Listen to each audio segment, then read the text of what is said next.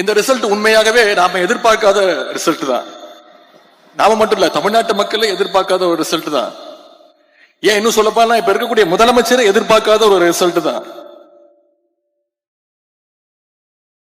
காலத்துல யாரு உண்மையான எதிரிங்கிறத தெரியாம இல்லாத எதிரியோட சண்டை போட்டிருக்கிறோம். அத நம்ம புரிஞ்சுக்கிட்டு தான் ஆகணும்.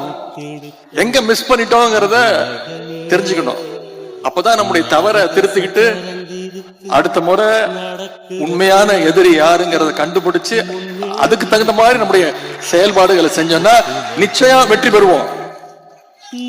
சேப்பாக்க திருவள்ளியின் தொகுதி மட்டும் இல்ல, தமிழ்நாடு முழுக்க உண்மையான எதிரி யாருன்னே தெரியாம களமாடி இருக்கிறோம். அங்கதான் நம்ம மிஸ் பண்ணிட்டோம். மக்கள் மீது ஓவர் கான்பிடண்டா இருந்துட்டோம். இது மூலமா என்ன சொல்ல வர்ற? நீ அறிவாளின்னு சொல்ல வர்ற. ஆமா, இப்ப நீ அறிவாளி. ஆமா, இவனை செலக்ட் பண்ணனால நீ அறிவாளி ஆயிட்ட. ஆமா, இவனுக்கே வேலை கொடுக்கறாங்க. பூரா போய் ஓட்டு கேட்டோம், தெரு தெருவா ஓட்டு கேட்டோம். நம்ம தலைவர் தமிழ்நாடு முழுக்க போய் ஓட்டு கேட்டாரு. ஆனா எங்க தெரியும் மிஸ் பண்ணிட்டோம்? நம்ம வீட்டுல இருக்கக்கூடிய நம்ம குடும்பத்துக்கிட்ட ஓட்டு கேட்க மறந்துட்டோம்.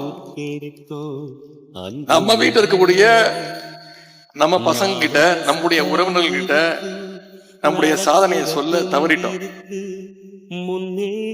இனி வர்ற காலங்கள்ல அந்த தவறை நாம திருத்திக்கணும்.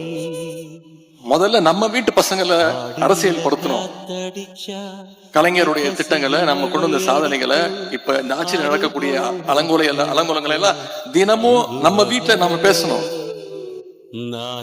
இன்னைக்கு இந்த புதிய அரசு பொறுப்பேற்று